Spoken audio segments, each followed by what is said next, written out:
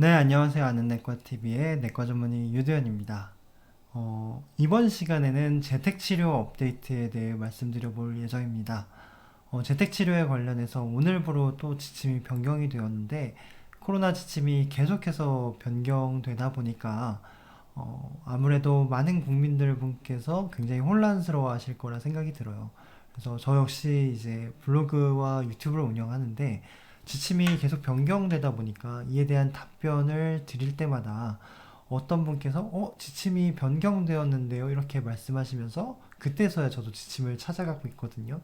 왜냐면 제가 보건소에서 어떤 이런 격리 담당하는 그런 사람도 아니고 그만큼 또 전문적인 사람도 아니어서 그냥 문헌조사에 의해서 여러분들께 조금이나마 쉽게 전달드리고자 이렇게 노력하는 그런 과정을 겪고 있는데, 그래서 도움이 될까 사실 잘 모르겠어요. 근데 많은 분들께서 도움이 된다고 말씀하시니까 용기 내어서 이제 글을 작성하고 제 나름의 또 최선을 다해서 여기저기 전화도 해보고 알아보고 있으니까요. 여러분들 절대 혼자가 아니라고 생각하시고, 궁금한 점이 생기고 어디다 물어볼 곳이 없어서 답답하시다면 언제든지 제 유튜브와 블로그에 이렇게 댓글을 남겨주시면 저 역시 하나의 가족분이 한 분이라 생각하고 최선을 다해서 도움을 드릴 수 있는 선에서 노력할 테니까요. 앞으로도 많은 그런 성원과 관심 부탁드리겠습니다. 그래서 재택치료 업데이트 관련해서 이제 오늘 지침이 이제 질병관리청에서 발표한 자료를 가지고 왔는데요. 이제 계속해서 강조하고 있어요. 오미크론 변이는 델타보다는 중증의 치명률이 매우 낮고 그리고 확진자는 더 많이 발생하고 있는 상황이다. 이런 상황에서 모든 확진자를 이전 델타 변이 때처럼 계속 뭐 재택 치료한다고 전화를 돌리고 격리 기간을 늘리다 보면 이 의료 시스템이 그 모든 재택 치료에 집중되기 때문에 이 지침을 변경할 필요성이 대두되고 있는 상황이다라고 이제 언급을 하면서 앞으로는 고위험의 그런 중증 환자들을 대상으로만 재택 치료를 꾸려나가고 그런 병상 확보에 더 집중을 하겠다라고 발표를 했습니다. 그래서 그 세부 지침들을 지금부터 하나씩 살펴볼게요. 그래서 기존에는 여기 보시면 재택치료로 배정된 환자 중에서 일반 환자군, 일반 관리 대상자는 1회 주 1회 그냥 무조건 매일 한 번 유선 진료를 했단 말이죠. 그리고 야간에는 뭐 관리 의료기관에서 뭐 전화를 하거나 이러면 대응을 해주는 방식이었습니다. 그렇지만 이제 오늘부로 이제 지침이 변경됐는데 여기 보면 일반 관리군, 그러니까 일반 관리군이 어떤 사람들이냐면 60세 이상이 아닌 60세 미만의 환자들과 여기 보면 50세 이상의 고위험의 그런 기저질환이 없는 그런 분들은 다 일반 관리군이에요. 그런 분들은 이제 전화가 따로 안 간다는 거죠. 그래서 본인이 그냥 스스로 이제 어플리케이션을 통해서 건강 상태를 체크를 하고 거기에 대해서 진료가 필요하면 도움을 요청해서 의사와 이제 비대면 진료를 할 수 있게끔 하고 그 다음에 집중관리군 60세 이상 혹은 50세 이상의 고위험 기저질환자들은 매일 이 하루에 2번 모니터링을 한다는 거죠. 유선으로. 그거는 계속 유지가 돼요. 즉 고위험군은 집중적으로 관리하지만 고위험군이 아닌 환자들까지는 이제 더 이상 관리를 못하겠다.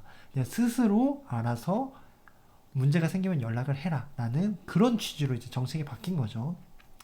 그리고 지급하는 물품도 바뀌었어요. 여기 보시면 이전에는 확진자이건 비확진자, 즉 공동격리를 하는 그런 환자들까지 다 키트를 제공해 줬어요. 키트 안에는 7종의 그런 구성품들이 있었는데 해열제, 산소포화기, 뭐 체온계, 소독제, 종합감기약 이런 것들이 있었지만 앞으로는 60세 이상의 고위험 확진자들에 한해서만 이 키트를 나눠주겠다. 일반 관리군은 더 이상 나눠주지 않겠다라고 하고 고위험군에게 주는 구성품 물품도 이 손소독제와 종합감기약은 빠졌어요. 그래서 앞으로는 키트도 간소화하겠다라고 얘기를 하고 있고요. 그 다음에 동거 가족, 공동 격리자가 이전에는 외출이 안 됐어요. 함께 같이 격리를 했어야 된다는 거죠. 근데 이제는 뭐 예를 들어서 뭐 필수품을 사기 위해서 외출을 할 때는 이 외출이 허용이 된다는 거죠. 생필품을 사기 위해서는. 그렇기 때문에 생필품을 따로 지급할 이유가 없어진 거예요. 그래서 보건소 사정에 맞게 따라서 주지 않아도 된다라고 이제 지침이 나왔고요. 그래서 여기 보면 앞으로 병원에 입원한 환자가 10%, 재택치료를 90% 이상까지 끌어올려서 대부분을 재택치료로 끌고 나가겠다. 그리고 그에 맞게끔 이 정부의 지침도 바꾸겠다라고 내놓은 지침이 오늘의 지침입니다. 그리고 이제 제가 이전에 말씀드렸듯이 이제 공동격리자의 지침 또한 백신 접종 완료자일 경우에서는 따로 공동격리를 할지라도 격리를 하지 않아도 된다는 것과 그 다음에 만약에 백신 접종을 하지 않았다. 그럴 경우에는 그냥 7일만 함께 이제 공동격리를 하고 그 이후에서는 따로 추가로 14일 동안 격리를 하지 않아도 된다라는 그런 지침까지 오늘 발표를 했습니다. 그래서 이런 지침들이 계속해서 변경되고 있는데 앞으로 제가 이제 계속 추적을 할 거예요. 그래서 이런 최대한 지침을 반영해서 여러분들이 많이 또 저한테 질문 주시는 부분들을 모아서 또 이런 식으로 또 자료가 또 나오면 이제 발표를 이렇게 정리를 해서 요약을 해드릴 테니까요. 앞으로도 많은 관심 부탁드리고 언제든지 댓글창에 질문 주시면 제가 최대한 성실하게 답변 드리도록 약속하겠습니다. 지금까지 경청해 주셔서 감사합니다.